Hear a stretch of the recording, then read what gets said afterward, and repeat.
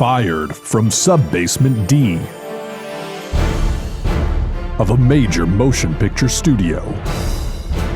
The development executives must go to the last places in Hollywood with money. Now streaming, Reboot It!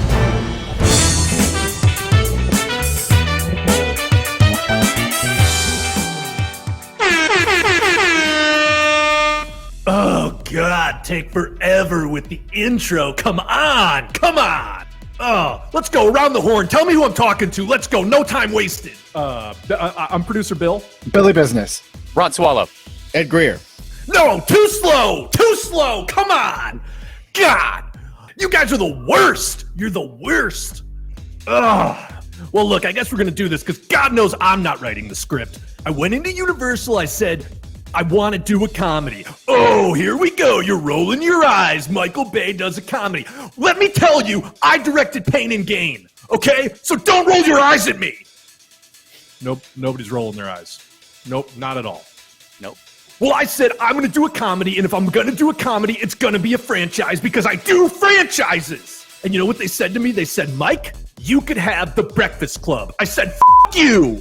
I'm not doing Breakfast Club. I said, what else you got? They said, Mike, we got American Pie. I said, F you. I said, I'm going to do American Pie meets The Breakfast Club. And that's what we're doing. Okay. Sure, that there are both teens in those, I suppose.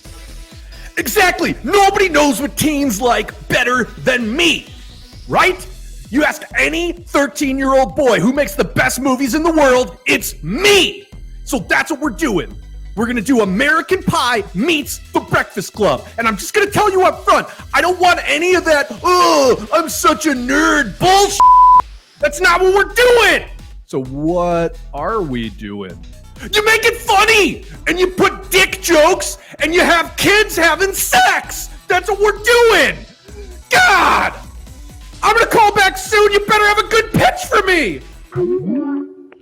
Jesus Christ. Okay. Well, you know, the American Pie franchise couldn't get worse. So. Oh. That's what you think. All right. Well, have we ever done like a straight up sex comedy? We've never even approached something like this before. Well, and also we have to do a coming of age sex comedy. No pun intended. I don't know if anyone has tried a true blue teen raunchy sex comedy in the Me Too era. I feel like a lot of jokes did not age so well. Both in Breakfast Club and in American Pie. Like, Breakfast Club it's so hard to be a white kid. That's literally that movie. So it definitely needs a little spit polish on it. So is American Pie. Totally. I guess I'll start as we always do, going into, I'm going to call this a Breakfast Club movie because we'll work the American Pie into it, I suppose. But going into a Breakfast Club movie in the year 2021, what do you think people would even expect, if anything? Ed, start with you because we haven't heard from you yet.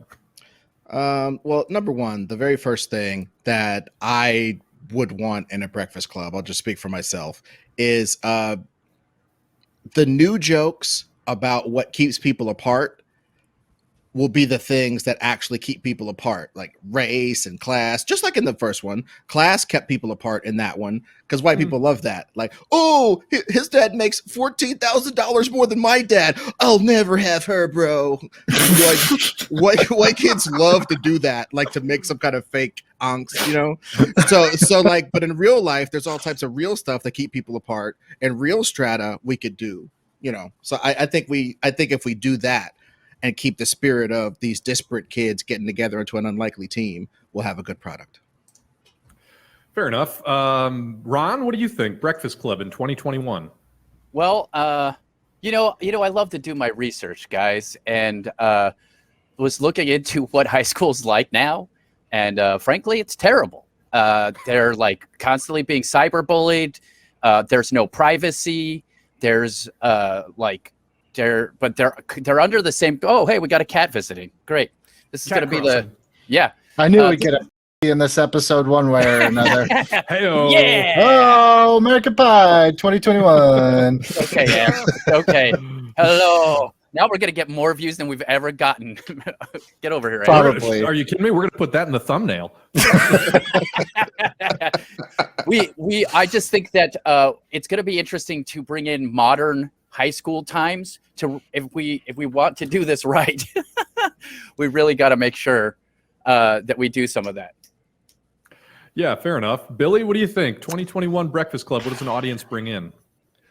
I mean, first and foremost, I think, this is one of those franchise. I mean, we find ourselves in this position a lot, but this is one of those franchises, especially franchise in quotes, where this is such a testament to that time that there's like, when you watch it now, you're almost coasting off of nostalgia. You have to, because in a post-Columbine world, high school doesn't look like that. And even in a pre-Columbine world, like I said before, like there's not even an ounce of diversity in any stretch of the imagination in that movie. There's no different races. There's no different sexual orientations. There's nothing in that movie. So you're kind of coasting off of nostalgia. So I think people are going to go in, and if it's not what they kind of already hate it before we get there. So it's almost like we just have to, I don't want to try to cater too much, shocking, to the people that loved that original movie.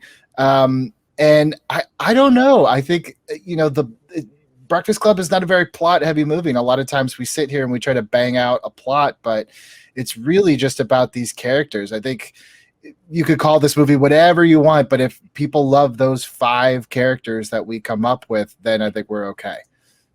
Yeah, that's well. I mean, fair. it's 5 kids learning that they're not as different as they thought, and I think there's a lot of like stuff to be had there, especially nowadays with people being more aware. True, but it's just like, when you're talking about the plot of Breakfast Club, it's My Dinner with Andre with teens. Like it's literally just people sitting in one location, 2 locations, having conversations. Like it's incredibly talky for something that became such like a pop culture hit. Yeah, and then on the other hand, we've got the American Pie of it all. And I guess I'll just comment on that to say, what a product of its time that was. And I sort of feel like a teen audience nowadays, I mean, forget the fact that they're going to have no attachment to the Breakfast Club. I think at least the Breakfast Club becomes the thing that your parents tell you about. American Pie sort of hits this weird middle ground where, like, for people my age, your old millennials, American Pie was definitely a formative part of your high school experience. But, like, I don't know how that translates to a teen audience or their parents nowadays. So that's sort of a weird one. And it's also so it's like, in a weird way, it's tonally the same because it's about, kids in different friend groups, coming together and growing and learning. But also that brings sort of the raunchy, I got to get laid into the whole thing, which was not really there in the original Breakfast Club. I would say for our purposes, I almost wonder if, like, to me, it wasn't 2020, it was like 2017, 2018. But what a today American Pie looks like was the movie Blockers. That was the one with Leslie Mann and John Cena, and the 3 teenage girls. I think that was like taking the raunchiness of like American Pie and the idea of sex in high school and all that, and kind of retrofitting it to be a little bit more progressive, a little bit more where we are today. So, like, for our intents and purposes, like, if we're gonna put American Pie on this, I almost feel like it has to be kind of like in name only, and like you can't inject the raunchy that we did in 1999, because a lot of that was just flat out like woof. Like, if you watch it today, it's a little rough. Like, oh yeah, streaming a naked girl on the internet, like in your high school, like that shit'll get you in jail, Oh yeah, deservedly so. But to be fair, what doesn't get you in jail? banging your friend's mom. Actually, I think that will get her in jail. So Yeah, someone's going to jail. And I will say Universal has kind of already run that property into the ground in terms of just being a name that they slap on things, because at this point we've had American Pie presents Bandcamp, American Pie presents Beta House, American Pie presents whatever. I mean, they've done so many American Pie presents, which is really just their house label for like low budget raunchy comedy. Yeah. So I think what people would expect, if that was on the product, they would expect it to be like a label, and they would expect us to do a whack version of the Breakfast Club. That's what the audience is expecting, right? The audience is expecting, with that label and with this name, they're going to expect just a whack redo. And that's why I propose, I'm just going to start it out and throw out some crap.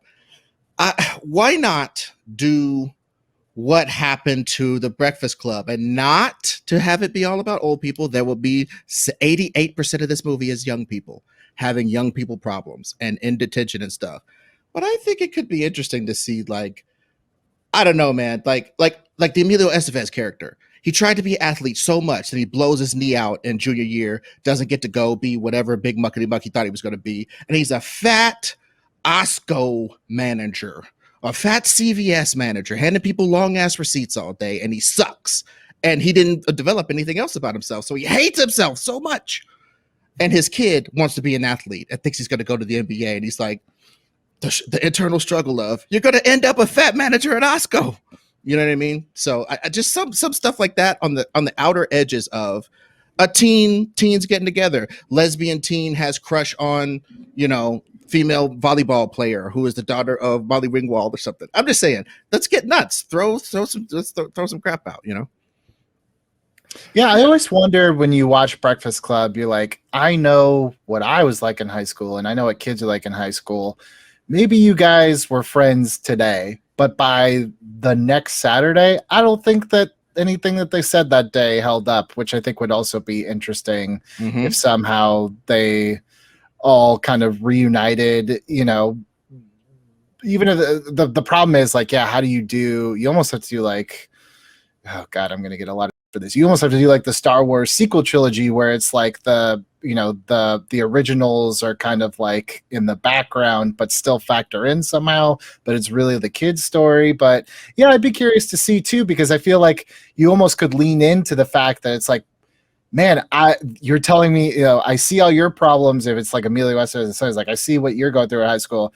My high school was nothing like that. We didn't have these problems that you guys have today. Like, that could be at least interesting to acknowledge both the shortcomings of the original Breakfast Club and also kind of like how times have changed so much. Let me jump in and just do a quick plot recap so we know where we're coming from on this franchise. If you don't know at home, The Breakfast Club is a 1985 John Hughes movie. John Hughes set the template for 1980s teen comedies, and it essentially follows 5 kids: the jock, the bully, the nerd, the popular girl, and the outcast girl, who all end up in detention together. And during Saturday detention, they have existential conversations and learn that they are not so different after all. That's pretty much the movie. And then obviously, if you're not familiar with the American Pie franchise, it's about a bunch of kids who set out to lose their virginity on prom night, and hijinks ensue. And somehow it goes for 3 sequels and a whole franchise of other spinoffs, like we said. So anyway, that is where we're starting.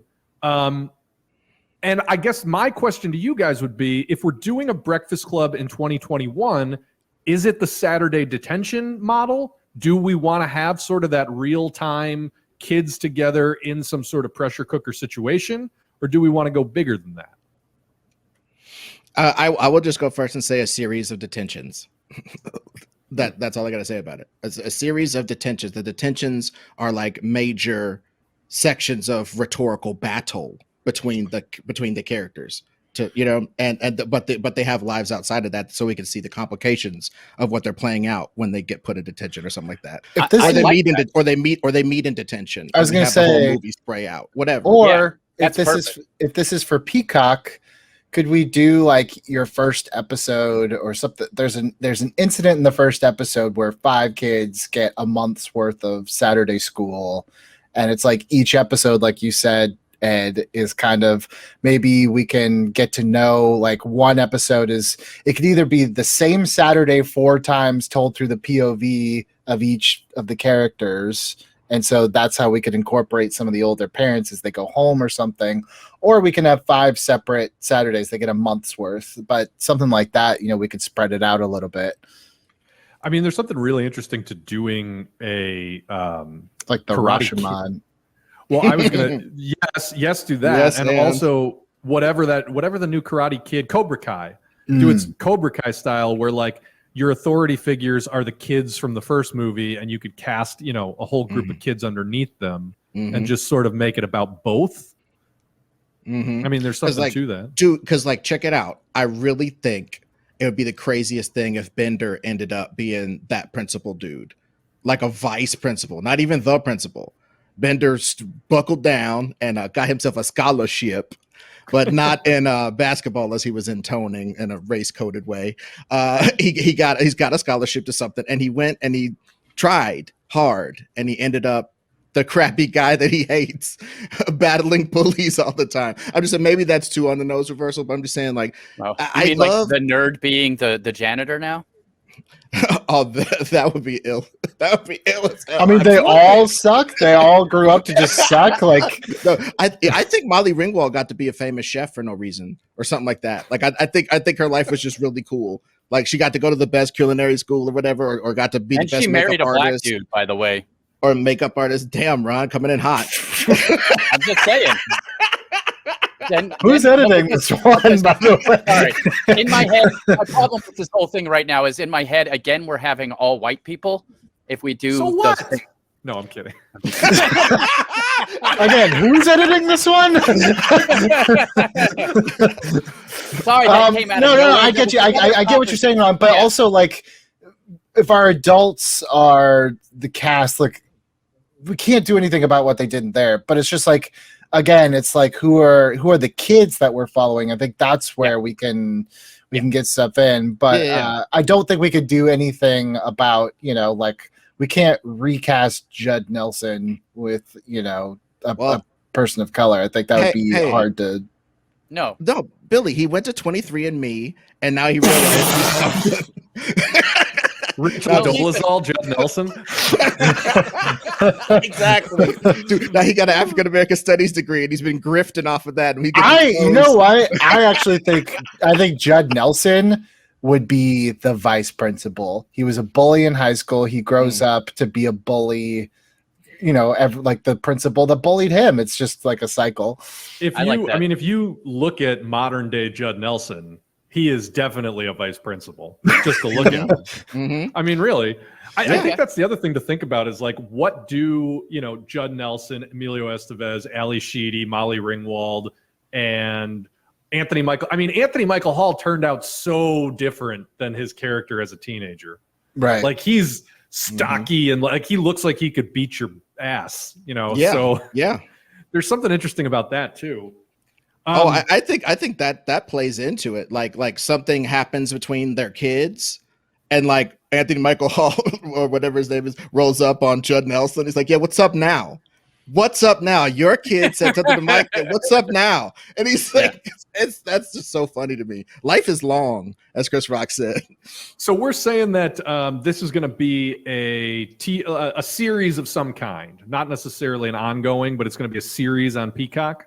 Just a thought, Yeah. If it could be interesting. I think, maybe that gives us a little more time to develop each of these kids and or their families. You know, we have so many characters. You know what I mean? We'd be giving a lot of people short shrift if it was just like a movie. But yeah, but so who are the kids? Okay. I'm just going to put this pitch out there. In my job, I come across a lot of like early 20-something, right out of college type kids. My God, do they talk about mental illness a lot? My goodness, it is kind of insane. Just both like how all these kids have these diagnoses, and then also just how they share and talk about it so openly. There is something interesting, Bill. I think you're right, because like I had a couple friends that had some some issues in high school, and they like fought very hard to like not have it kind of out there. And you're right. I think like maybe it's just because we've come so much further with like being open about, you know, different mental illnesses or whatever it is, that I guess we could put that out there. But I see the other side of it where it's like we're treading real close to like super melodrama, you know? I mean, we can There's also also make some- that funny. Well, I but mean, there's also something to be. Go ahead. I'm sorry. I'm just saying there's also the basket case in the first one, and I think we're just I think if we graduated the idea of what that is and what that means, that's what because like The thing there's is though, different like types of I kids. can't speak for the three of you, but it's like I don't have those experiences, so I wouldn't know how to authentically even try to bring a character like that to light without it just being a pastiche of different stereotypes of whatever they're going through is, you know? I'm sorry. Yeah. That's a fair point. Okay. I mean, I have those experiences. Okay. well, I mean, I yeah. you should. I hung out with lots of people, and I had. Look, we always are honest on here. I had tons of problems when I was a kid. You guys have heard some of the stories, Yeah. and mental health was not a real thing when I was a kid. It was not a thing. My dad took me to therapy, and the therapist said, "You're going to have to do some things different." And that was the last time we went to therapy, because that's how things were in those times. Now, that's not how it works. Now, the kids and the parents go to therapy, and they work on becoming better people. So there's no reason we can't do that, but then also, weirdly, make it funny. Like, that's a The thing possibility. is, like, I find this is where like I feel like the push and pull is, and maybe this is where we can start thinking about is like I find that very interesting that, you know, just based off your experiences alone, it's just like, yeah, kids today, if you were to do Breakfast Club, if you were to remake Breakfast Club today, it'd be very different because a lot of their issues, they probably would be more open to talking with a professional, or there would just be different solutions available to them. And I find it interesting to see how our original Breakfast Club would handle that. But I also feel like we can't focus too much on those originals because then like it's what are we doing? You know, like Yeah. we need to Great. tell the next Well, let me- generation story. Let me throw this out there. I mean, is Breakfast Club Saturday Detention, or is Breakfast Club like group therapy? You know what I mean? Like, are these kids all getting together on a Saturday morning because they do a group therapy session? Are all of these kids in some sort of rehab? You know what I mean? Like they're 16 years old and they're all in rehab together. Or in trouble. I like the idea of trouble. Like they've been basically mandated by their school or even by the law to take anger management classes or therapy classes, and they have to do it together. What if they're because all? Sorry, Ron, not to go cut ahead. you off, but like, what if when we find them, they're essentially all in lockup? Like they're all not like they've been convicted of a crime, but like a party got busted and they all got arrested. And so we find them at 2 a.m, and like their parents can come and get them throughout the course of the pilot episode. And that's how they're each leaving. And then maybe from that, they all end up with community service, or they all end up with like court mandated group therapy or something like that. So you get this recurring thing that they're doing. But when we meet them, when you said they're all in trouble, Ron, let's graduate that concept. I mean, what if it's like they were all at a party where everybody was ripped off their butt doing drugs, and now they're all like waiting to be bailed out? And I mean, you want to talk about showcasing some differences in class or family situation. Who comes to get you out of jail when you've been arrested for binge drinking when you're 16? This could be too corny, but I'll throw it out because maybe it'll spur a better idea. But it's just like, I like the idea if they're all like in jail or a holding thing, and there's someone that comes to talk to them, and there's like the Breakfast Club essentially is like, we'll call it Judd Nelson. He's like, when I was a kid, we had this group, the Breakfast Club, and we were all very different, but we came together and could talk through things. So he works with like youths now, like in the jail, and that's how we get like the Breakfast Club is actually like a sanctioned program to help kids, and he's like, I call it that because that's what we called ourselves. I It's love super that. corny, but That's amazing. End of the That's pilot is a courtroom scene where the judge orders them all to 8 weeks with the Breakfast Club, and Judd Nelson shows up for the cliffhanger, being like, "Thank you, Your Honor. I'll take it from here," sort of a thing, you know? Yeah. All right, we're done. Let's go. We're not getting to bed. Be better. This is it. Let's just start casting. No, I'm Yeah. the just- shortest episode of Reboot. No, but that's amazing. We still have to prescribe the kids, or Yes. rather, ascribe the kids certain qualities and stuff, so we can have some dynamic tension between them. Whoa, I'm also getting a phone. We're like 20 minutes into this. Why is he calling already? Oh, no. gotta have it fast. Oh boy, here we go. Hello, are you there? Are you there? Yes, Yeah. we're here. We're We're here. Well, why didn't you say hello? You didn't say hello when I called you on the phone. You Hello. didn't give us a chance to. Sorry. Well, listen, sit back because I'm about to blow your minds. There's one thing that this movie needs, and it's death.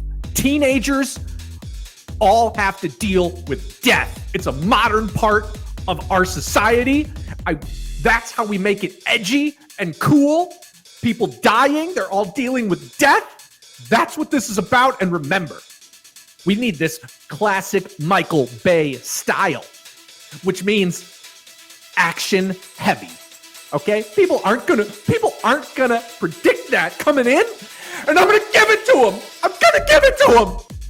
Okay. Wow. Okay. Oh, okay. How many deaths do we have to have? I didn't say you had to have somebody die on screen. This is a teenage movie. What are you talking about? Come on. I'm so confused with the mandate. I thought it was supposed to be action and things exploding. That doesn't mean people have to die, you idiot. What are you, stupid? There's action, and then there's off-screen deaths that they're all dealing with. God, do I have to paint a picture for you? That's it. I'm calling back in 20 minutes. You better have this pitch ready, or I swear to God, I'm firing all of you. I kind of Okay. feel like this isn't even worth it at this point, but sure. Okay. How much are we going to pay for this one? Oh. So there needs to be death, but no dying, and action. Man, I wish we would have crossed this over with Fast and Furious. We'd be done. Judd Nelson trying to save his kid. He rolls up in a Maserati. Hey, kid, jump from that Lamborghini onto my Maserati. It's got a bomb on it. And then 3 episodes later, he's back to life. Yeah. And no F's given. I mean, Well, maybe what at if- the party, these kids see someone die. it's it's dark. just so dark. It's so dark. I mean, Well, I mean, have you guys seen some of the stuff like 13 Weeks and yes, 13 but reasons why. 13 Reasons Why 13 Weeks? I knew exactly what you were talking about. But I almost wonder if it's more like does Judd Nelson start to pull them together, and then we kill him off halfway through, and now they're in Ooh. disarray, dealing with the I'm sure like- Judd Nelson will love the losing his job halfway through this, but he's still gonna get days on set. that's a good We'll point. feed him. All right, we got to stop and pay some bills, but we'll be right back. Yes, you can skip, or yeah, you can watch. Appreciate their art. That's an interesting thing, because now they've started. It might even be at a point where like it's mid-season and they've all started like sort of taking steps to become a little bit better, right?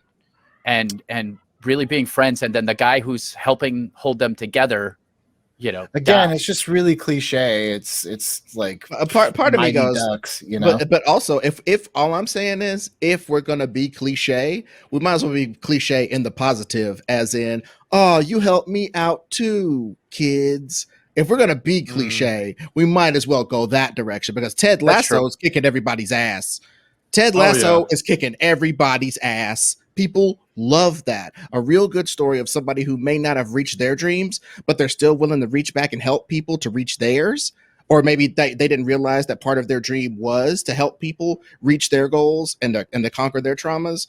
I'm feeling that. I don't want to destroy that or deconstruct that. I mean, one of Okay. my favorite episodes of The Wonder Years is where Kevin's math teacher, who's kind of a stern a-hole the whole time, finally helps him get that A, but passes away before he could see Kevin do it. So, like, there is a way to do it. And also, if Judd Nelson passes away halfway through, it gives us a reason to bring everyone back for a funeral. That funeral scene is hot. Absolutely. That's sexy funeral, baby. Oh, let me just be that guy. Because that's where you get a 1-episode cameo from the whole old cast, and maybe one of them sticks around to take over the Breakfast Club. You know what I mean? I'm That's a classy feeling handoff. that. I'm feeling that. I am feeling that. Yeah. He's calling back. What? What? Oh my god, this guy. Maybe he thinks that's 20 minutes. Dude, we I go. think he's a little bit doing that. A little bit, you think? Sex. It needs sex. Hi. Hello, Mr. Bay. Hello. You guys interrupted me before. I needed to tell you I want sex in this movie. We need sex. Did you say like sax, like Bill Clinton played on the lawn? You heard what I said. Don't be cute. What are you, a comedian? Screw you. Screw you. All these kids are trying to screw each other. They're dealing with death. It's very adult, very mature. There's action. And God, I'm going to light the shit out of these scenes. All right, I'll give you a call back in 10 minutes. Goodbye. I feel like I'm on that show Chopped. Like we're just like, okay. So now sex would probably be, it's weird because this thing, so here's what I would say about American Pie. I think the things that it did do right, for a lot of things that don't hold up, but a lot of things that they did wrong. The one thing they did do right, and it's a through line through all 4 of the main movies, I do think it has a lot of heart. Yes. And so I feel like as long as we have that heart in our show, we may be able to get away with a little bit more. I think if we make the sex, I don't even know. It's like, I just don't want it to get too dark. Like if it's kind of like Euphoria. Yeah, like it has to be it has to have more of a, oh man, help me here. I'm Cobra Kai. I mean, Cobra Kai is not teenagers. Cobra Kai is more like preteens, 12, 13 years old. But I feel like that is kind of the tone, right? Where it's not Cobra Kai, stakesless. yeah, Cobra Kai is actually like high schoolers, and it is intoned that they bang. It's intoned that they have intense, at least as intense a relationship as you're going to show on Netflix. They like kiss and stuff and be like, I gotta karate chop some dudes to take you to prom. They do that stuff. So anywhere in that range would be fine for our purposes, as long as we show, like, at the funeral, honestly, somebody's going to grab somebody and make out or something, because like funerals make you realize that you're going to die and you might as well seize the day and stuff. I just see like Will Ferrell from Wedding Crashers, like trying to pick up chicks at the funeral. But I'm telling you, 2 of the characters that have been kept apart for a long time in the first season are going to finally. I agree. Not at the funeral, but the scene after the funeral. Not on the casket. Maybe. not like in the funeral home bathroom or something like that. No, it's probably like at Judd Nelson's like empty office, and one of them goes back to like, I don't know, reminisce or something, and then the other shows up, and then we sensually cut away as they start to. It's funny you say that, Billy, because I do want to point out that one of the great things about those American Pie movies is that they were a little bit shameless with their sex scenes. And like, yes, that broadcast the girl to your entire school over the internet thing is creepy.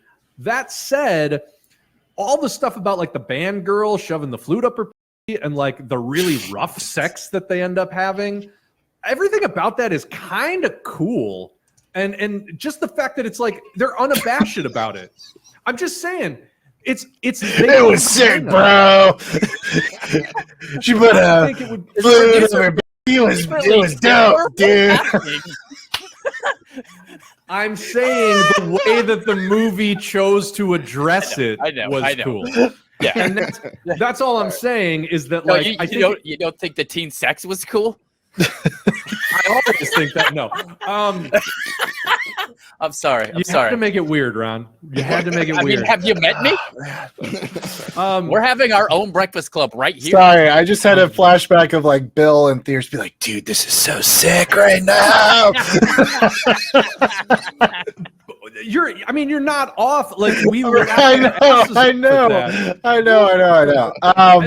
I hear All I'm you. saying- all I I'm hear saying you, is but if- also like 1999 versus 2021 is so different. I don't know if one time at band camp stories, like this is not me saying I don't know as in like it's not a good idea. I'm saying like I truly don't even know. Like, is the one time at band camp story not suitable in 2021? Actually, let me I'm tell you, almost- with the research I was doing about like what's going on in high schools right now, I hate to tell you this, STDs through the friggin' roof because they're actually doing it even more. Did you like 21 Jump Street? What research did you do? I basically looked at a couple of different articles talking about how high school is different. The big things that they were pointing out is that there's no privacy, and that on top of that, like they're just around each other more. They're socially more involved, but at the same time, they are also super lonely. It's super interesting, like because all your social interactions are basically online instead of in person a lot of times, because you're constantly doing activities. Because if you want to go to college, you have to do literally every single activity just so you can get to college. It's okay. It's pretty crazy. But let me jump on that. So what if two of the people that are in our breakfast club are essentially friends with benefits? Like they get together and bang all the time, but they have no other relationship because they're living the life you just described, Ron. Like all their social interactions happen via the internet. They're scheduled out the ass. So the only time they ever see each other, they fool around, right? And so we can treat sex very cavalierly. We can treat sex without being prudish about it. Like, oh, they're going to bang. Like we don't want to be that show. But there's heart in the fact of like, these two people have like a sexual connection and everybody thinks that's great. But what if they find a romantic connection when they're actually forced to spend time together? Yeah. Or vice I like versa. that. If one, they have sexual chemistry, but then when they're forced to spend time in this group, one or both of them starts to have romantic feelings towards somebody else. And now we got to reconcile that love quadrangle. Dude, I love that. And they go across the queer line as well. You know what I'm saying? Yeah. In that hexagon of loveliness, we get some actual diversity. You know what I mean? Yeah, I love that. Dude, I mean, there's something kind of awesome if 4 out of the 5 main characters are all fooling around with each other. The one who's left out just has to feel terrible, right? Just that one who left out. That's Jim from American Pie. Just like, I just want to bang. Come on. The person that's left out, yeah. And then like later you find out they're ace anyway, and this is like, I didn't want to bang. I just wanted to be you guys' friend. You know what I mean? It wasn't even like jealousy over the sex stuff. It was like jealousy over the friend stuff. You guys were such good friends because you were banging each other all over the place, and you don't want to talk to me. It's like, but you know what? That's interesting, Ed, because I think a lot of times, like when you're a teenager, especially, like you do have these feelings of love a lot of times, but you don't understand that there are different variations of love, like friend love versus romantic love.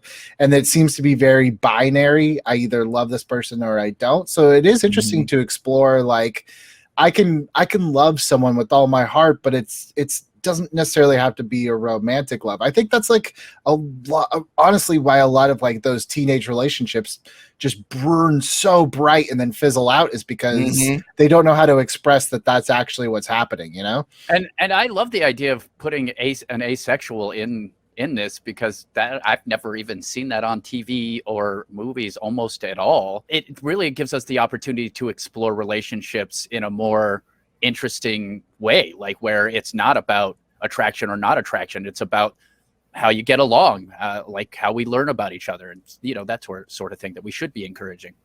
I mean, I think a nice inversion of the original, right, where every one of those characters fits so neatly into sort of a pre-existing definition, is what if in this one all the characters come into it with like a very assertive, I am this thing, but the show sort of challenges that. that's a fine line, and That's why I think we should do it. I hear you, but also like I don't know. I just like that seems like an issue that we're not capable of tackling essentially because it's like I don't know. I don't know if we would just be trying to like speak out of turn with that kind of thing. And it's tough because I totally hear what you're saying, but I don't know if I don't know. Yeah, I think in my own mind I was thinking more along the lines of like I'm a probably more like I'm a vegan or I'm a communist or these things that Yeah. are more like or I'm a adopted Republican. identity, Yeah. or I'm a Republican, right? Like it's an identity that you adopt rather than something that feels like it's coming from more of an inborn Sure, place. yeah. No. I think that feels a little bit more manageable. But honestly, that's another thing. A kid that thinks they're Republican. Like that's so interesting, man. When you literally know how to tie your shoes, how to mess with the iPad, how to catch a bus, and how to get your freak on there some lockers, and you're a Republican. Or you're a super environmentalist, like you wake up and you recycle your own body. You know what I mean? You're just so in fervor about something and you're 12 or 15 or 16 or whatever the ages of these kids. I kind of love that. I mean, while we're messing around, like political ideology at that age, it's real easy to go, this is my stance on, and do a TikTok dance about what you believe. You know what I mean? It's real easy to do that. And that's kids today, not to sound like the WB frog or something, but like for Christ's sake, there's so many different types of kids today. It wouldn't be the jock. The jock still exists. The bully still exists. What now exists is the influencer. What now exists is the young Republican. What now exists is the young, I want to identify as everything person. Those are new things. Those are new things. Cyberbully. I want to tell you guys something. I might have ended up being a cyberbully if I was born today and had the same childhood I had, because I was funnier than everybody and I was meaner than everybody, but I was 100 pounds, as you all know when we talk about my weight, and I could not defend myself, but I sure as hell could talk some shit. And online, that's how you ruin people now. You talk some shit. So I don't know. There could be a whole switch up of what a bully is and that sort of thing too. Mm-hmm.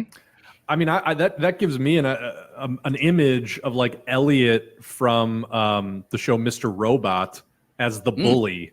You know what I mean? Like a guy like that who's just, he spends 12 hours a day just on the dark web doing God knows what, and that's essentially the bully in this show. I sort of feel like maybe we should go through each stereotype and just try to think about like what is the modern equivalent of that person. So if the modern because they all still exist. That's all I'm saying is they all still exist, and we can add some more as we get different kids. But I think ultimately, especially if this is going to be a series, like there has to be something, the kind of the conclusion of the Breakfast Club is they just sit there and after 2 hours of talking, they're like, you know what, we are friends, and it's the end. But I feel like if we're going to do a series, like there has to be some event, something that pushes this story forward, because sure, yes, a central wound, an inciting incident, something, because it's just like you can't just do an hour of the same with just a different stereotype. Like there has to be something that we're building towards. Like what do these kids need to come together for at the end? I think is that might help us actually figure out that's a great idea backwards, I think so what if just adding to the I was just gonna say, just adding to that, what would the death of their mentor figure halfway through really slow them down on the path toward, you know what I mean? Like, how does that become really important other than just, oh, we really liked this guy and now he's dead? You know what I mean? That's what I was thinking. Maybe there's some kind of thing that Judd Nelson's character is getting them to accomplish. Like they have to work together to put on an event. I don't even know what kind of event, but something where they have to do that together, and they have to learn how to be maybe they even have to graduate the Breakfast Club. I don't know, that maybe that's a little too easy, but something along the lines of they have some kind of thing that they have to accomplish together. And when Judd Nelson dies, they all kind of, separate again. And we get to see them start getting closer, and then it wrecks. And then whoever comes in to replace Judd Nelson is going to feel the pressure of like, how do I bring these kids together like Judd Nelson was doing? But I would before we get too far down the rabbit hole of like another cast member coming in to like fill in Judd Nelson, for me at least, I think the whole point is there comes a point where you have to, within themselves, they have to figure out how to get to, like, Judd Nelson gave them all the tools, but now they have to do it. So it's just like, I don't want to just replace one mentor with another personally. Yeah. It just seems like that's counterintuitive to what ultimately our end goal should be, that they come to realize the same thing the kids did 30 years ago, which is we're not that different and we're better together than we are apart. But if someone has to tell them every day, then it's not the same. Well, what if the mentor is like, basically like, whatever Judd Nelson's character's name is, I forget already. Bender. It's Bender. Bender gave you the tools you need. Why don't you guys figure it out? Like, that's literally the mentoring that the new character does. And of course, this would upset a bunch of kids because they'd been like, what tools? What are you talking about? I'm bad. There's that, and then drama would happen. I mean, something as simple as that. So then the character still is being a good mentor, but isn't doing the mentoring that was creating tools because the tools are already there now. I don't know. Yeah, but I think in terms of what it's building toward, we need something. I mean, maybe we even go to American Pie for this, right? Like, it's building to prom, and there's something planned for prom, and and now I'm trying to think, how does that tie back to like the party that they all get busted at? Is it like, I think it needs to be something that feels appropriate. Like at prom, everybody's going to do Molly, everybody's going to drop acid, and like, something's going to happen. I don't know. Not that this needs to be anti-drug, but it's like, what is something that is a normal part of high school life that feels like a rite of passage that's even more complicated specifically in the lives of these kids? I'm sitting here thinking, and like, I'm trying to think, does a school shooting play into this? But man, does that get dark. But by the same token, that's a lot, man. I don't know. I feel like that then becomes something completely different. Yeah. Personally, I don't know. That just sucks the wind out of it. Yeah. I don't know, because like, if you want to have that in there, as in like not actually have the shooting in there, but actually have like the fear of it be there all the time. Like, you could show armed guards. You can show, that they in their classes they have to do, like drills. And they're making fun of the drills, perhaps, because they find it all blah, but like they're also all kind of scared sometimes. I don't know. Maybe honestly, having kids talk to each other during an active shooter drill is hilarious. I'm sorry, I'm not crazy. That's hilarious. Kids like laying down like under the desk, talking about, yeah, man, that chick got a fat ass, boy, but whatever. and they're supposed to be feeling the gravitas of all this, but it's so old hat. That's hilarious. That's hilarious. That's a commentary on the world. I agree. When I was in high school, they did this thing. I don't know if this was just my high school, but it was like a week of like, against like drunk driving and awareness and stuff. And every day they would come in and they would take a kid out of the class. So by like the third day, like 40 kids were missing. And it was like, that's what happens when you drunk driving. And the whole time I just thought like, those sons of is how the hell did they get chosen to get taken out of math class? And I would ask every year, like, hey, can I be like a drunk driving victim? See, and that's what I'm talking about. I think what Bill in his rapacious way is trying to get to is there is an evil caramel center to kids. And I think we need to get some of that and invest some of that energy into this enterprise as we create these characters. Because kids suck. They suck because they're us.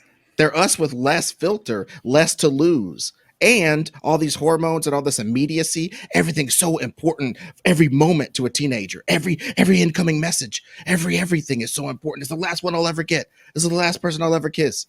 It's all the last. Oh, they have to get to it. it's that time is so the fervor in which those people live. Yeah, let's get some of that in it. You know, sex at a funeral. Do we? This is probably a bad idea. This is a great section to cut out if we run too long. Do we set this up where these kids are coming back to school from the COVID pandemic, and the first party that they go to is the party they get busted? So the end of the year, it's like graduation, because it's like there is something interesting if like.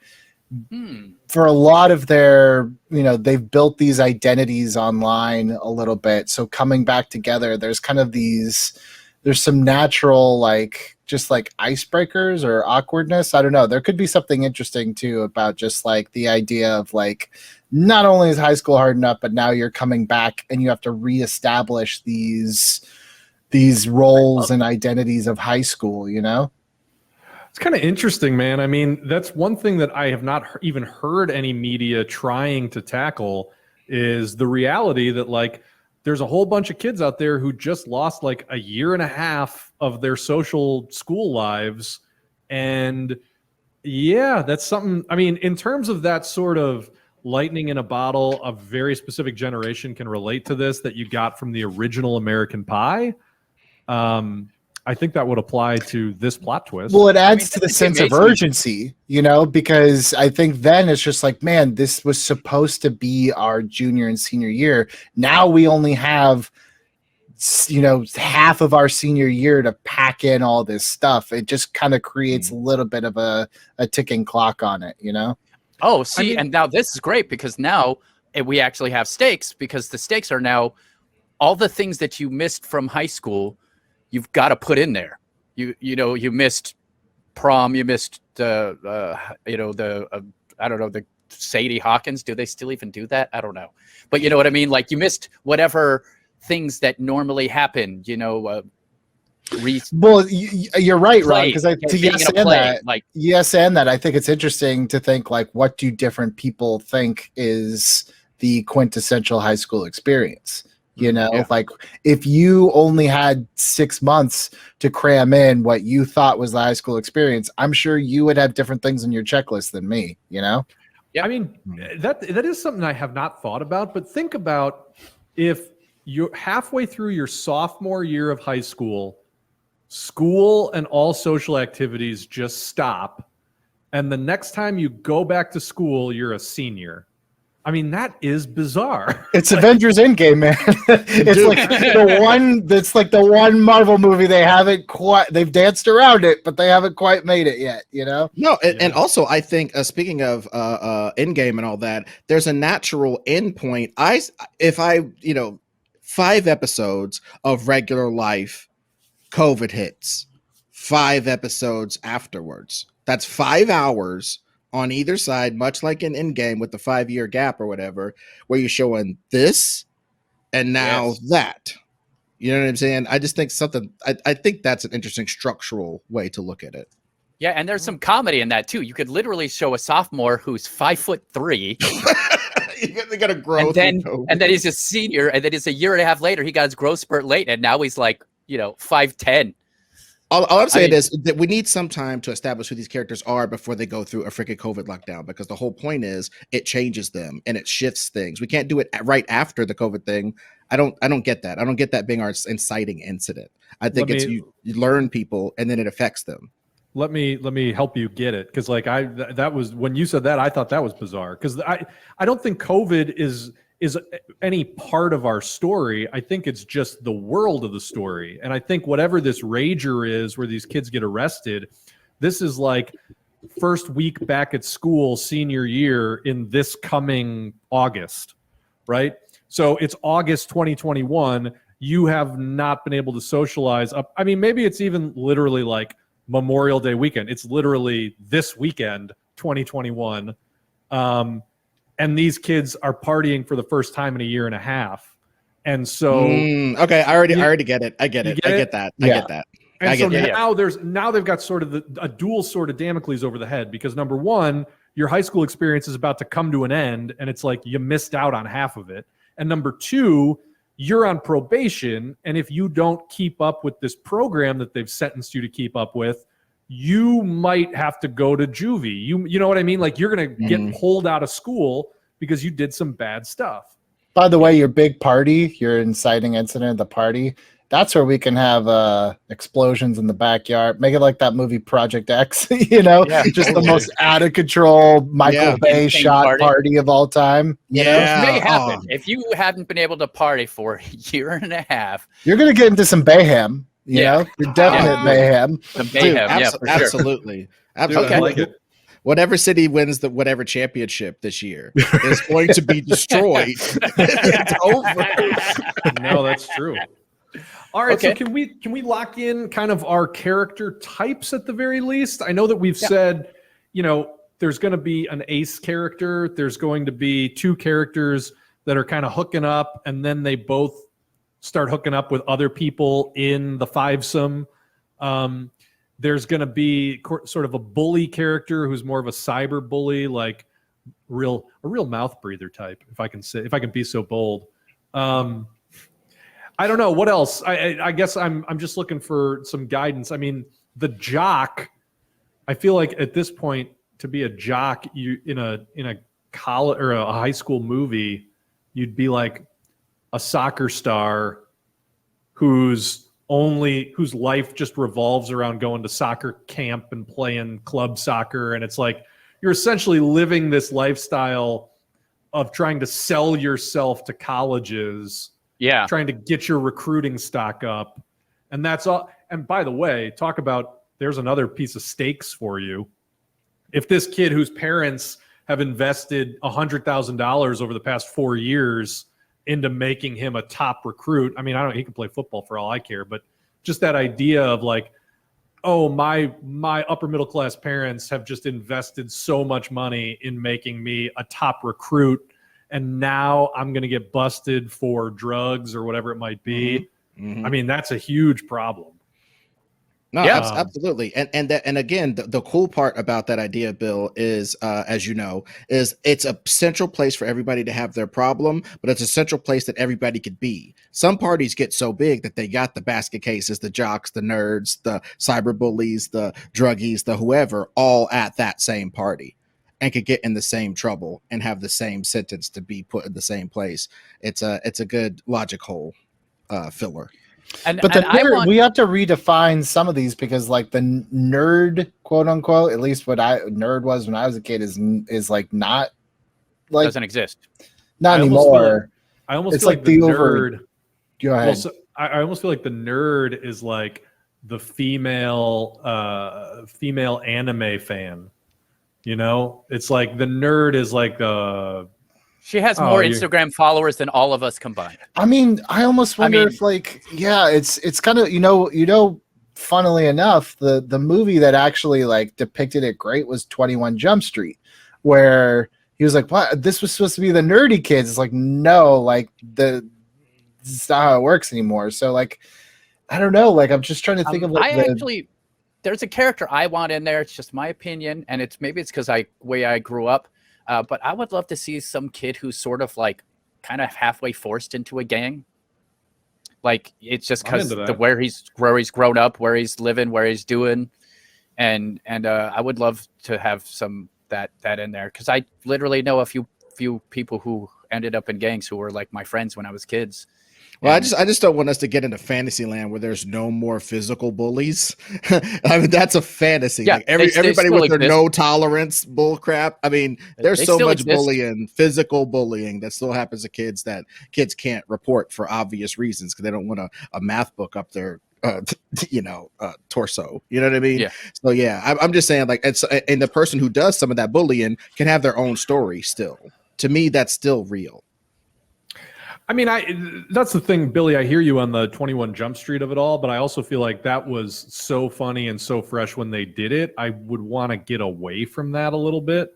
I wouldn't necessarily want to ape that setup. But I'm not saying playing it for laughs. I'm saying like the landscape has just changed. Like, I don't think the nerd, quote unquote nerd, exists in the way it did, like certainly when we were kids. I think if anything, like now, like I guess the nerd is more just like maybe just like the kid, like the super like pre-med scholar? college kid, or Yeah. the one that's like, I know I'm going to be a doctor when I'm in 7th grade, and like I'm AP this, AP that. But even those are like tend to be like they're popular in their own right. I don't know.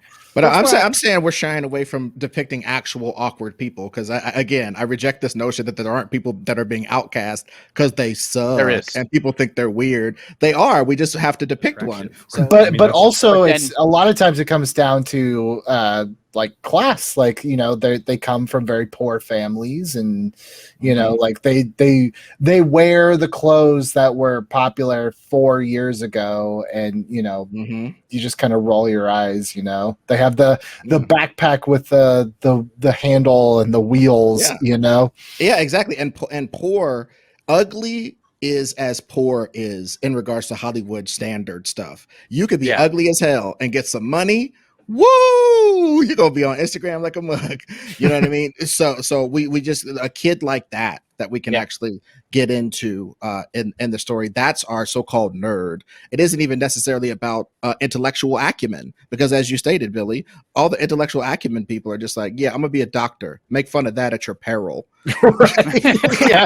Well, I mean, I would almost go like the popular kid is essentially the rich kid. Like the popular kid is the kid whose parents are, you know, multimillionaires, who's got like a sick lake house and yada, yada, yada. And like maybe that person sucks. You know, I mean, as that so was often like happens. Stifler. That was Stifler in American Pie. Like his mom had that lake house, and that was where the big party was, and he was. We have that guy. No. I'm Sure. That's terrible. Yeah.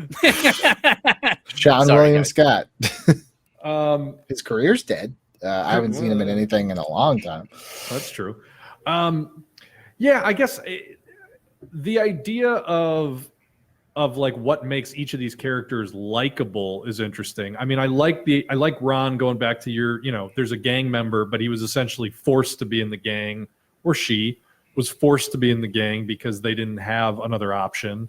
I think the idea of like having a, you know, hacker cyberbully type, the part for me there that I get lost on is what makes that person likable, because I feel like those people have very little to recommend themselves. Well, I mean, look, there's empathy to be had for everyone if you really, really think about it. Like a cyberbully is usually a lonely person who doesn't like themselves, and the only thing they can do is lash out at people. And you show that, and then you show them starting to like themselves, and then they do less of the bullying.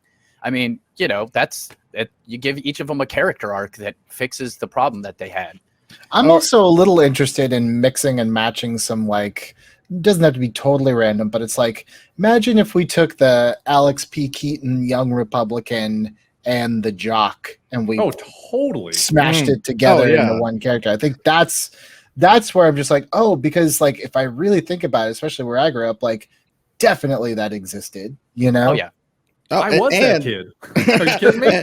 But also and I don't want to, maybe this is probably too much like Euphoria, but like there's a kid, he's Herschel Walker's kid, and he's a biracial, super he's queer identifying, and very, very much a super Republican, and he'll be like doing screeds about Republican issues and being as gay as he wants to be while he does it, and doesn't. There's no juxtaposition. There's no, you know, he's just like all about it. And I just think that sort of character being in here, somebody that like maybe is even could be seen as going against their own self-interests, but that doesn't matter. They're a kid. They have their beliefs. You know what I mean? There's just something about that sort of kid being mixed up in here, since we're going to mix and match, you know? I absolutely love that. And I think the flip side of that also needs to be in the group is the super rich, privileged kid who's also like ultra progressive, right? I'm a vegan environmentalist, but like my parents are wealthy as hell. And, you know, I drive around in a Mercedes, and, you know, Just an electric Mercedes, but still. But dude, but also here's the thing. And I just seeing dialogue in my head. It's like, it's super easy to be a good person when you're so rich. Yep. You know what I mean? You get to go to, and it's really easy to be really super centered when you can buy your way to go to Bali and live in a tree house like Tarzan. You know what I'm saying? In a similarly imperialistic way. It's really easy to be so zen when you could just buy your way into anywhere, dumbass. Mhm. Yeah, the Beastie Boys actually. Some of the guys in the Beastie Boys talked about how like they like realized how stupid they were, but the reason they could realize how stupid they were is because they had all kinds of money to sit around and think about how stupid they were. I mean, you know, so that's a great combo. I think I kind of love the idea if okay, so if we have this sort of rich, ultra progressive teenager, I think his or her mother is Molly Ringwald. And Molly Ringwald is now a Republican housewife to a rich man and has this kid who's essentially rebelling and lashing out by telling them that they are evil, evil conservatives, but the kid still enjoys living the lavish lifestyle of being the child of millionaires.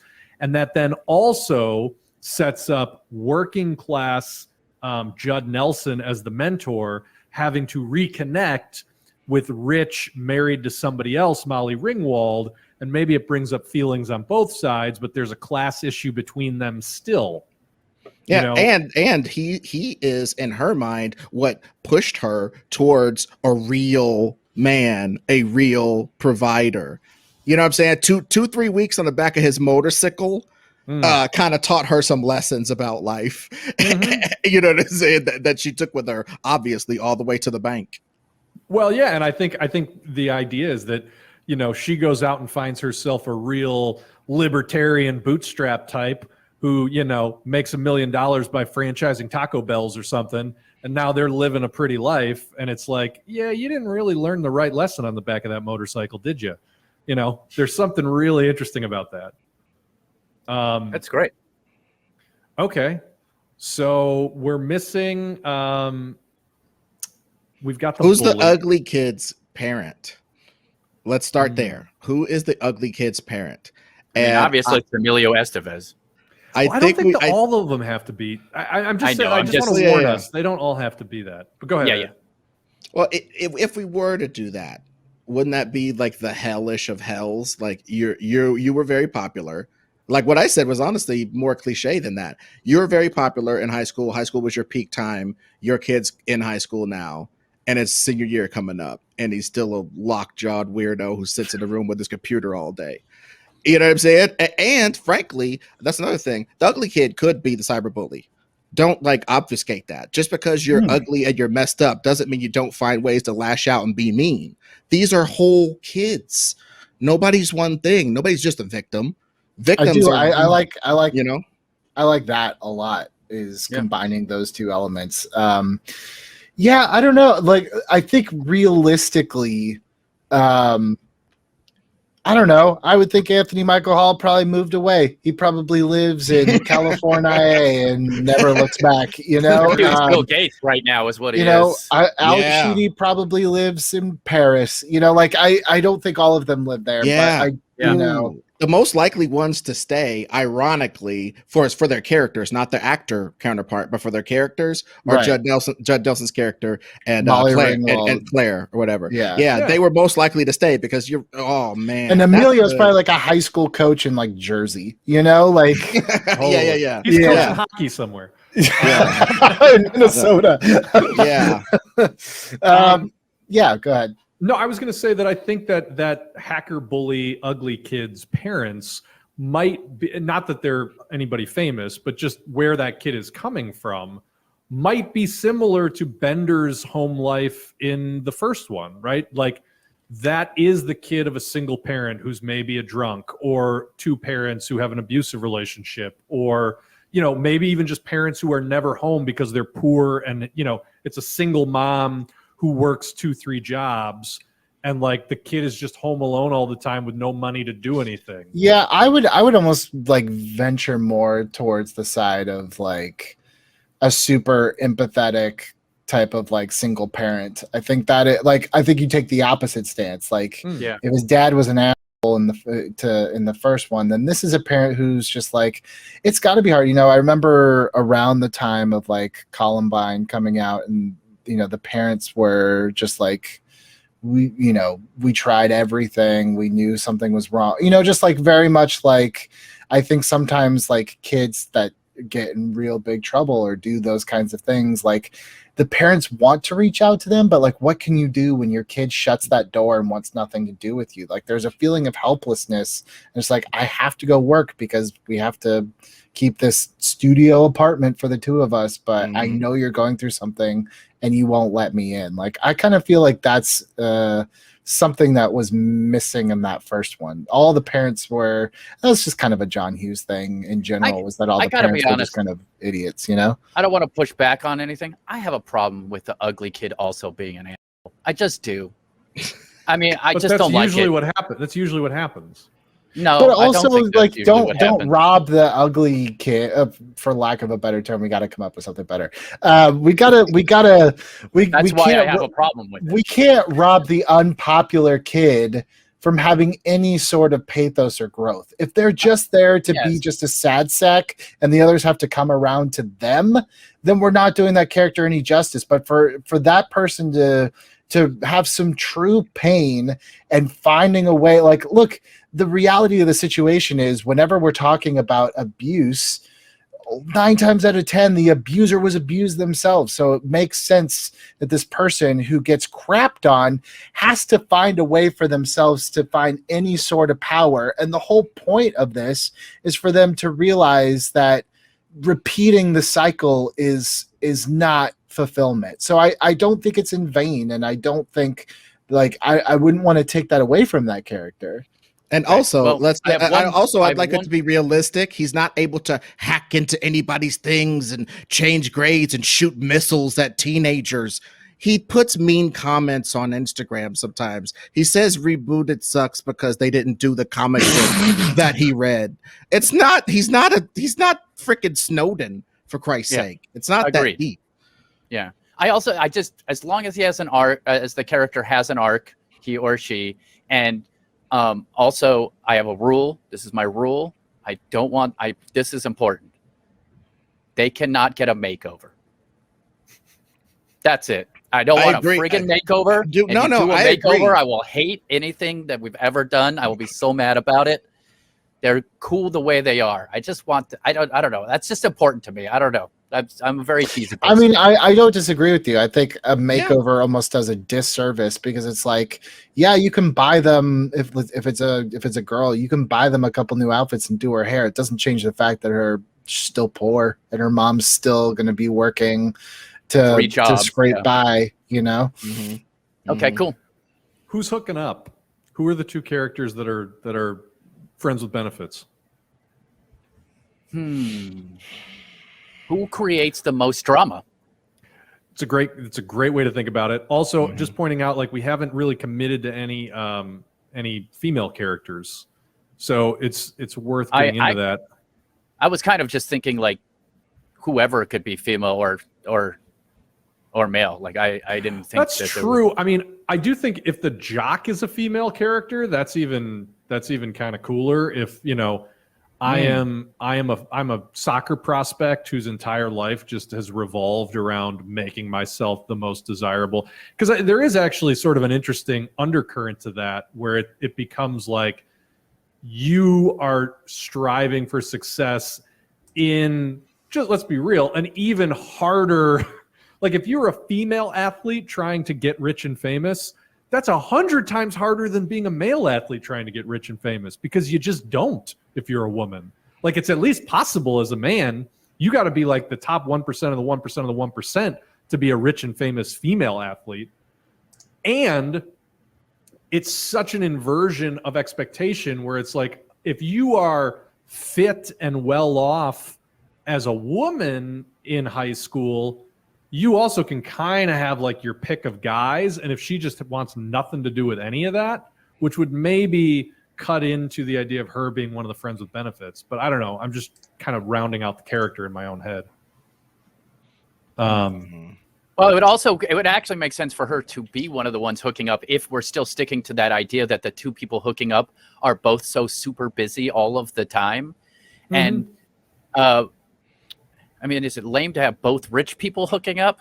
Just because I'm thinking about who would be the busiest, but that also wouldn't create enough drama.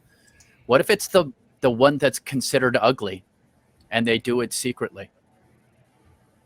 Ugh, I have such a fucking response to that. No, I know. no. I don't like it either. But I think one of the things that we don't have, it's like right now we've got three characters, right? We've got this driven jock going after a college scholarship. We've got sort of the outcast cyber bully, and then we've got the rich kid who's super popular but kind of sucks and doesn't really have anything going on in their life, and they just coast on their parents being rich. We still need two other characters. So that's the popular girl, the jock, and the outcast, and the bully. But then theoretically, there's still an outcast, which I kind of like the idea of the outcast being someone who is seen as like weird or cringe or what have you, but then is also like popular on the internet. I don't know if that would be an actual dichotomy for modern teenagers, but that's where I was like Ron, when I said, oh, it's an anime girl who like fetishizes Japanese culture. And it's like she would have more Instagram followers than any of them. And I'm like, probably. That's kind of interesting. Or maybe she's seen as a slut because she has like a robust Instagram following, and sort of the way that manifests is like, why the hell is she so popular? It's because she's a whore and she whores her body around. And it's like, that's kind of an interesting thing to have to reconcile. But then we are also missing just the nerd and whatever sort of the modern conception of the nerd is. I thought that's what we were doing with the cyberbully guy or girl. That's the bully. I know that okay. we're mixing and matching, but it's like now we got to come up with some more characters as long as we mix and match those three. Yes, I don't know. Now I'm kind of thinking that we still need a bully, and then we have the person that lashes out on the internet is still technically the nerd, but we just don't make them, oh, let me do a quadratic equation and do everybody's homework, because everybody who is ugly is not smart. You know, that's another trope from movies that we get all the time. You know what I'm saying? It's like your face is a little asymmetrical. Your IQ goes up 1 billion points. Sorry to tell you, that ain't exactly how it goes. You know what I mean? Ron, you mentioned before having someone who was forced to join a gang. I mean, that would definitely be the person that everybody's kind of afraid of, you know, or bootlicking, one of the two.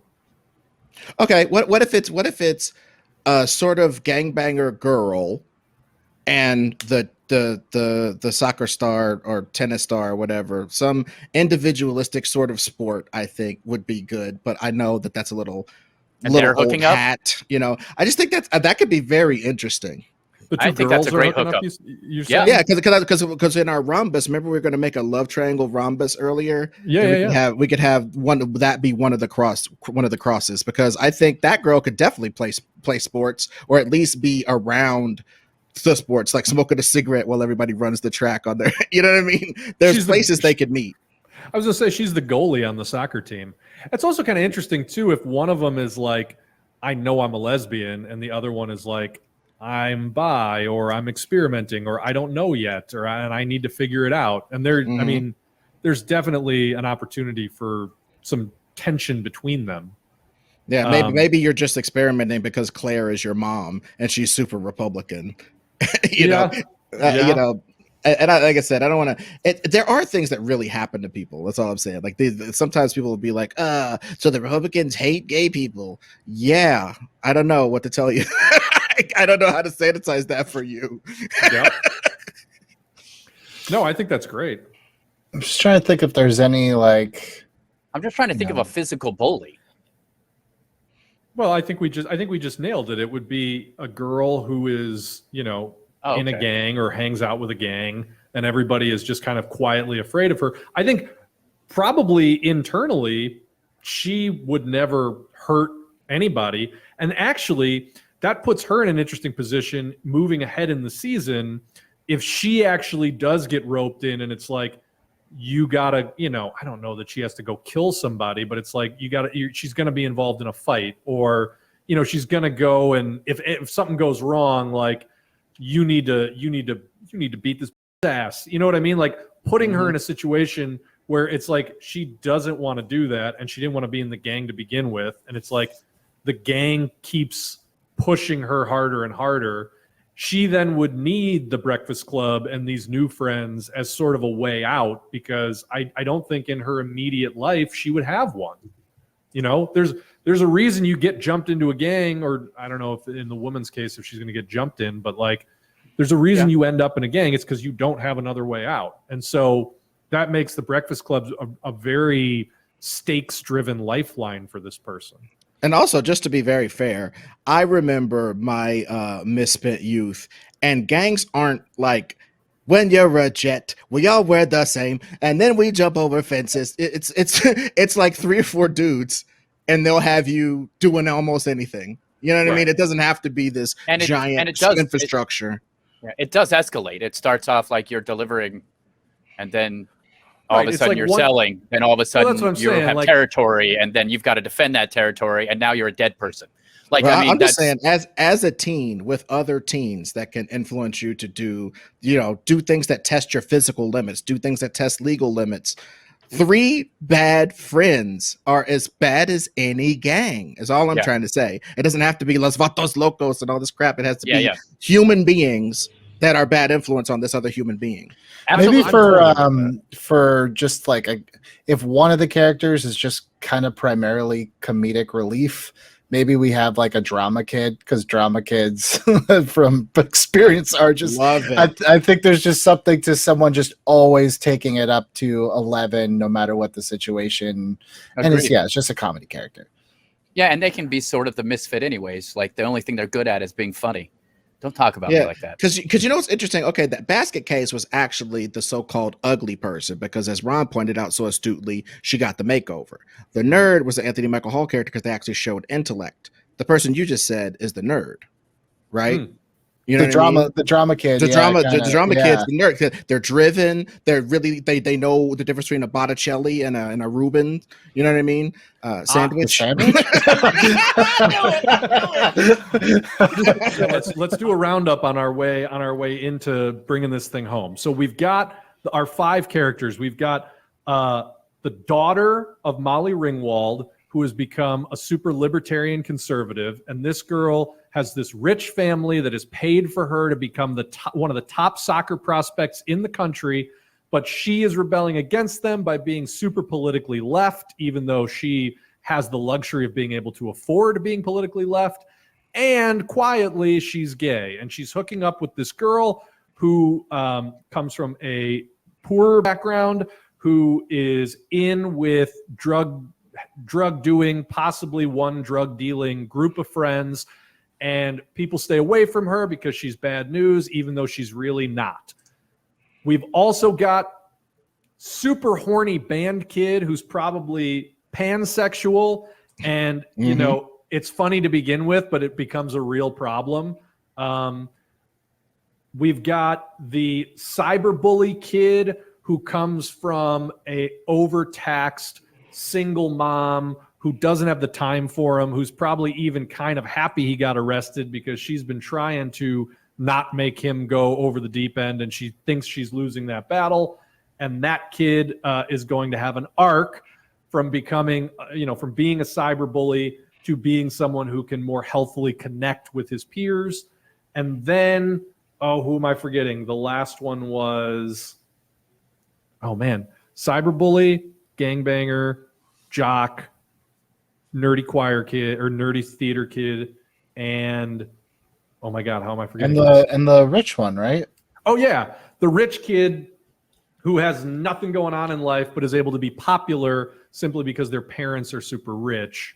And I feel like that somewhere in there there's a quadrangle of love that happens, and they all get arrested at a super rager, possibly drug related, maybe fight related, something, and they end up in the Breakfast Club, which is led by social worker John Bender, played again by Judd Nelson. That's about where we're at with this. Yeah. Okay. And I feel like the theater kid I'd say the only thing to add on to that is or maybe you said it and I missed it. Post-COVID, they have lost 2 years of school. Yeah. Or high school social.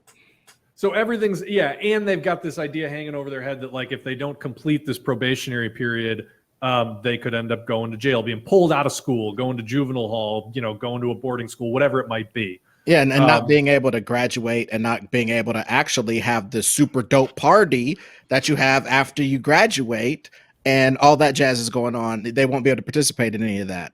So yeah, I get it.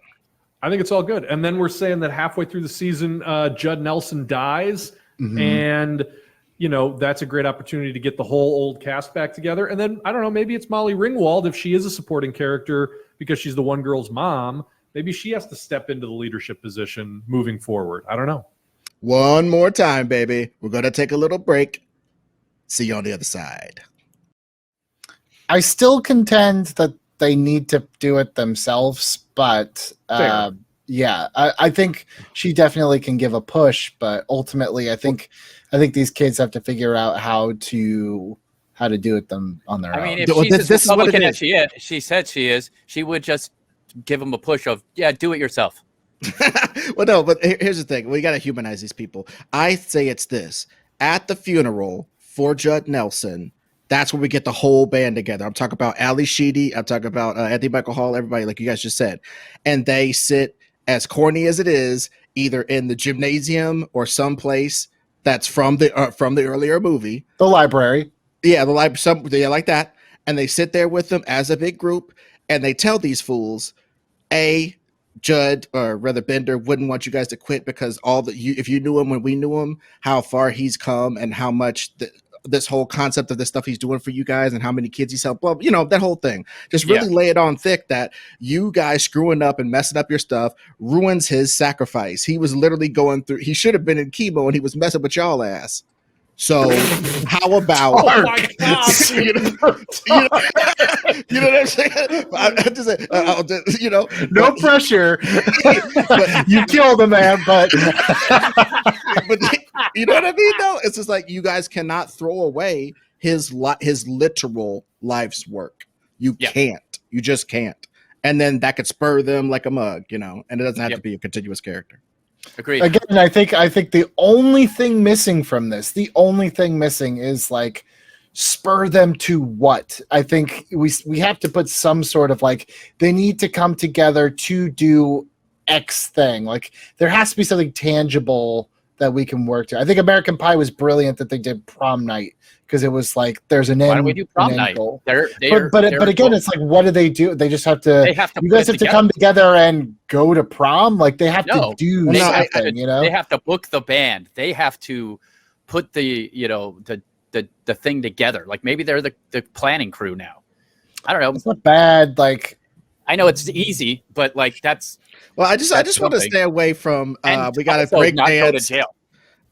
I know, but to me, I think it's either they got to stay at it. If they complete the program and stay out of jail, that's the only way they'll get to like graduate or something. I just think, what does completing the program mean? I think that's what I'm trying to get at. Like there has to be some Jedi trials that you pass in order to pass this program. So there has to be some tangible obstacle that they must come together.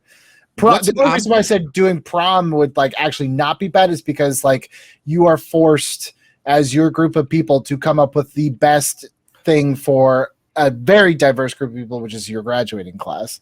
Here's my only pushback on that. I think prom is their reward, right? If they can finish the program, the idea is that prom is their reward. And the way that the season plays out, they all have a very different idea about what will happen at prom to begin with than when they actually get there. And that's sort of the crucible to show how much they've all changed, is they get to prom with the other bad influence kids and whatever else is happening. And it's like they now have the wherewithal and the support from each other to make it go very differently than it maybe otherwise would have gone.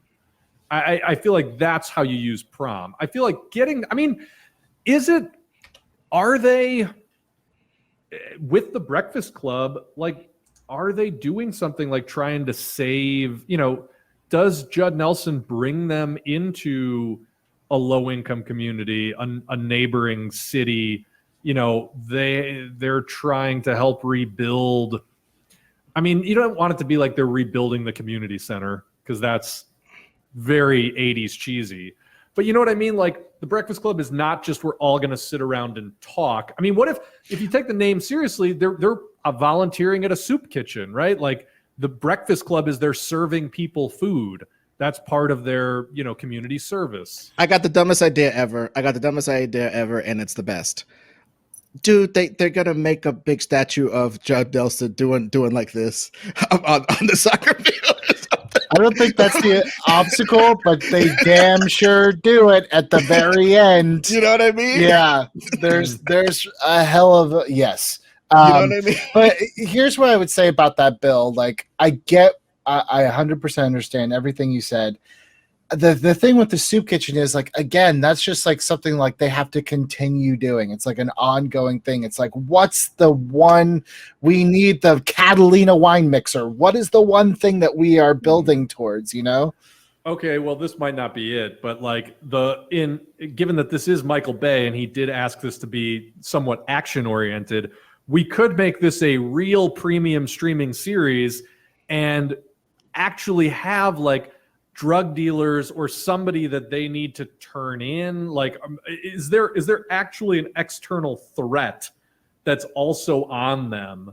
Like, are they protecting kids who are doing something really bad? Are they protecting, you know what I mean? Like, do they need to help bust? I know that it's not great, but I'm trying to Michael Bay this up. I know. He's going to reject this pitch. Like, we know it already. Well, if it's something, I think maybe there's something to the end of the year stunt show, obviously. What if it's something about like something that they in the process of them being at that party or something, they contributed to something really bad that happened, and they're able to rectify it as the last part of their process. Like how maybe there's like a damage they have to pay off of something, and it's like instead of like an event, it's like you have to pay out the pot type of deal. That's interesting. You need to come together to figure out how to get the money to pay off that debt by prom night or by prom weekend or something. And they put on a stunt show. Well, just something that they can do, like, because the whole point of community service is to serve the community, and you end up doing, a fresh mural and then putting some guardrails for little kids to skateboard and cleaning up the needles. You know what I mean?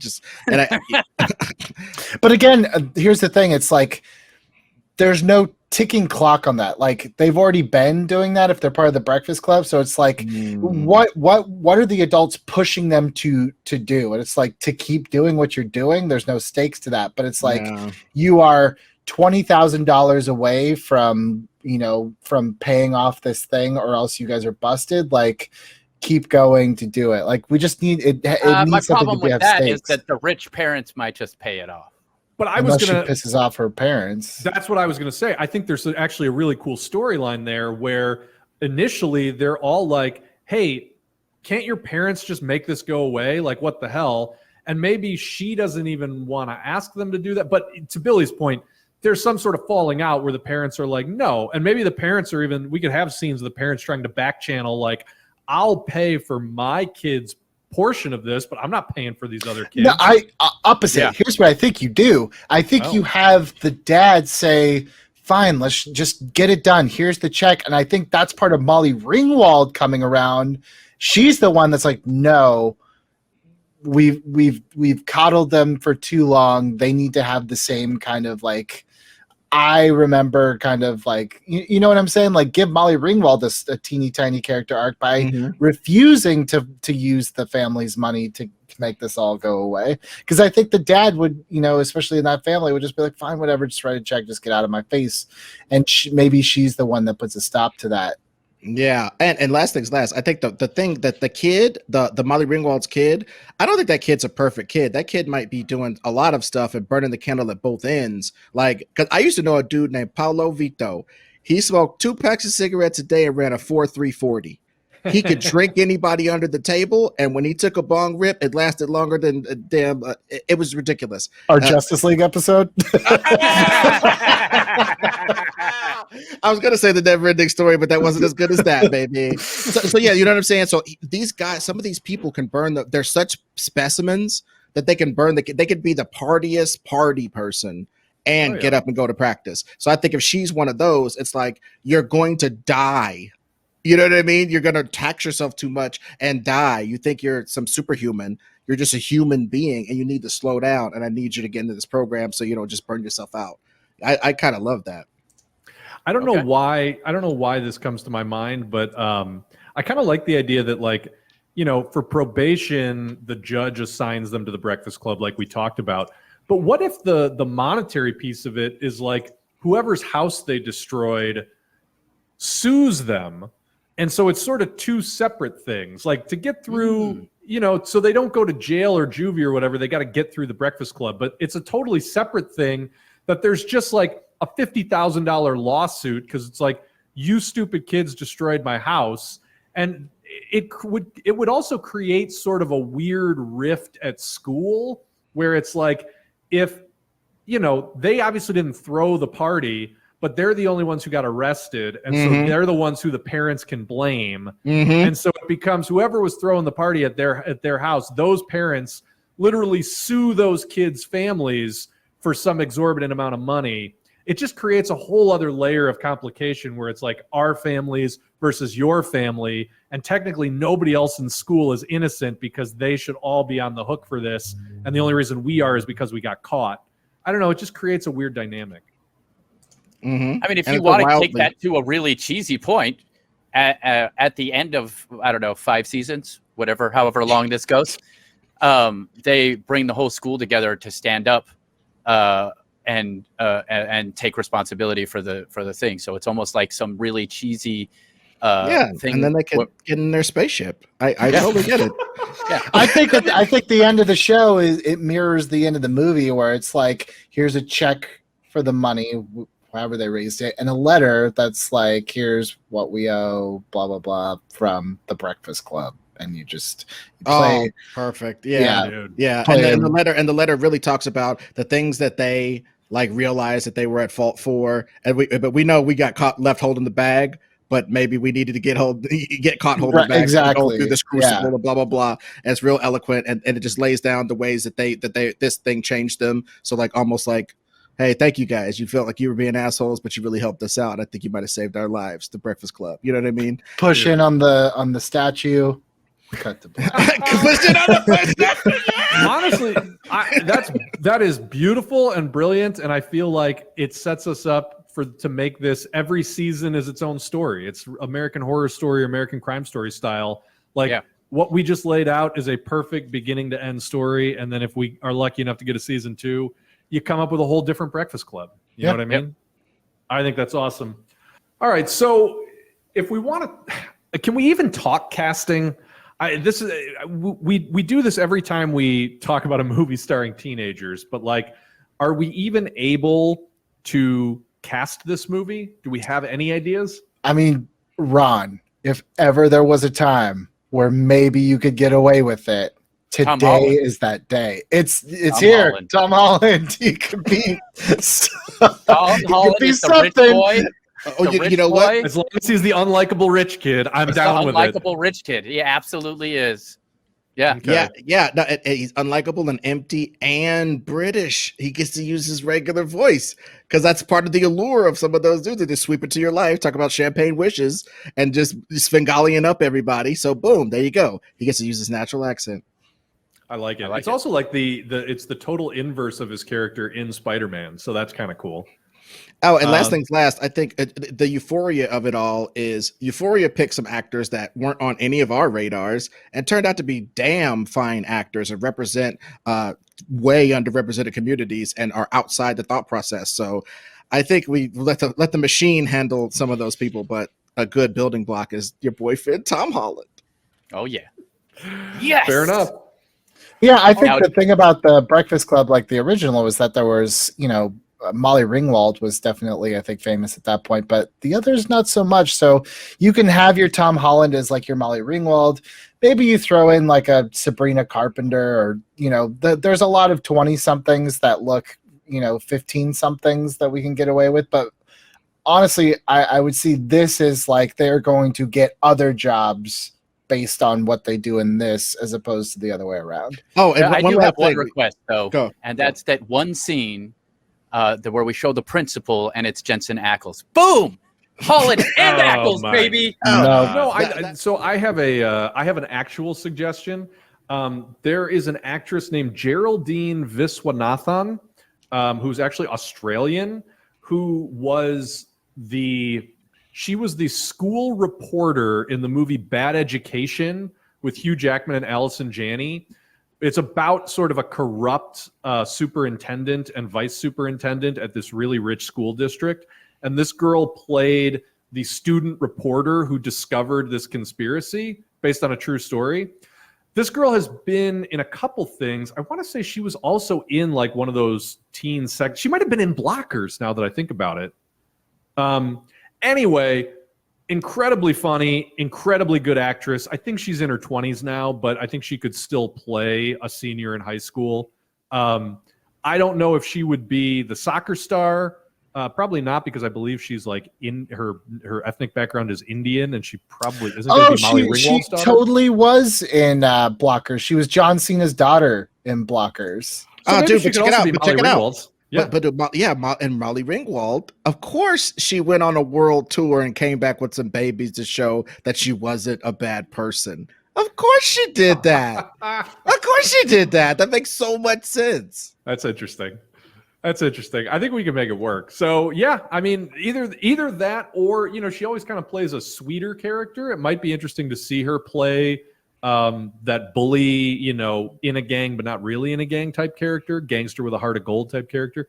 Either way, I would just like to see her in this movie. She's very talented. I mean, the real struggle is going to be if Michael Bay is show running this thing to make sure it's not like just a high school full of Victoria's Secret models. Dude, there's going to be so many chicks bending over so many cars in that parking lot. Jesus. He's going to make it a car wash that they sell that's how they actually get out of their problems. Yeah. Dude, but you know what? To that end, I want to say we haven't really fleshed out the rich guy character too much. One thing that would be interesting about that character is that's the character that doesn't really get to hook up with anybody. I think that'd be interesting because we always assume that that's the lifestyle and everything. But what if it wasn't for that character? What if that was a main thing? Because I remember a while ago looking at this incel guy. He was in a Beamer and he was just driving along doing his incel video. And I was like, you're in a Beamer and you don't look like a Quasimodo and you're having dating problems and you're like 19, 20 years old. Come on, man. But that was me being reductive and not understanding a lot of people's problems connecting, a lot of people's urge to act so extra when they're trying to meet people, like, hey, hello, I'm Tom Holland, I'm a beautiful young man, I can dance, I can sing, I can do a flip, I'm rich, I have an accent, why don't you want to talk to me anymore? Because you suck. That whole display you just did sucked. And him not being able to connect would be very interesting. For a person that charismatic to play a not charismatic person would be an actual acting stretch, is all I'm saying. I could dig that. So, Billy, you brought it up. I mean, Michael Bay doesn't show run. I mean, Michael Bay directs and Michael Bay produces in so much as he gets money for things. But, I don't know. Do you want to tell him that he doesn't show run? Because I definitely am not having another phone call with him. I don't. Honestly, dude, I think we just try to get the showrunner gig because I don't think he knows enough or cares enough. So unless there's another producer attached to this thing, we just tell him we're going to showrun it. I'm totally fine with that. Yeah. Perfect. All right, gentlemen, let's get, God help us, Michael Bay on the horn because we've achieved reboot, baby. You heard the recap probably 15 minutes ago now or so I'm not going to do it again.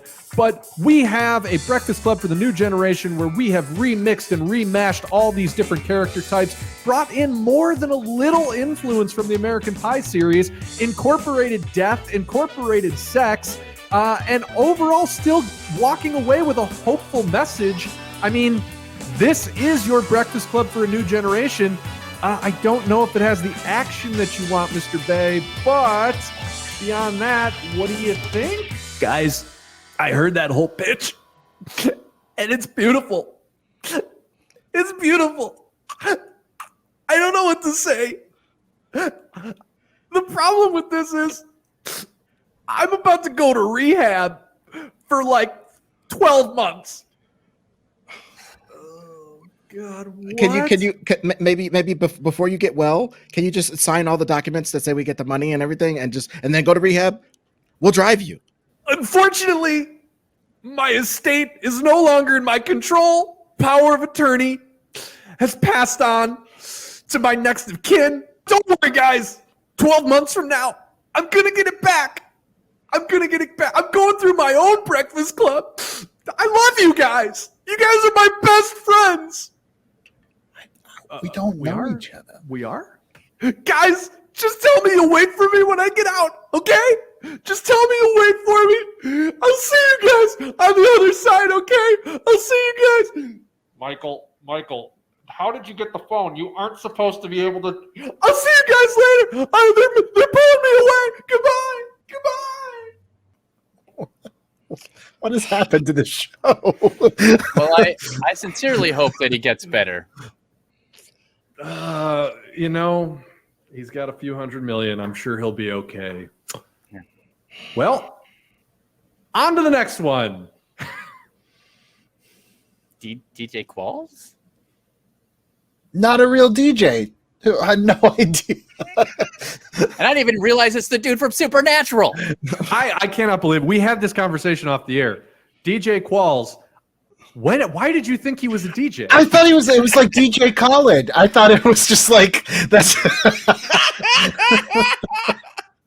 The whole time we were saying that, I really thought it was like I was like, well, why would we cast him? He's a DJ. He probably can't act, but sure. All right. Cut to black. We're done. Cut to black.